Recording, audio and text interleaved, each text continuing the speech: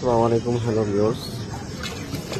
মাশাআল্লাহ, দেখুন কি পরিমাণ ধারাবাহিক মাছ তার জালের ভিতরে আটকে গেছে।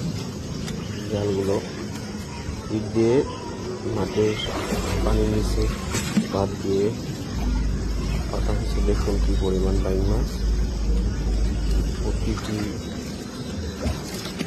জায়গায় আটকে আছে। দেখুন দেখতে পাচ্ছেন, এমন বাইং মাছ আমরা কমই দেখে থাকি। যারা গ্রামে বসবাস করে তারা এইসব ভিডিও বা এইসব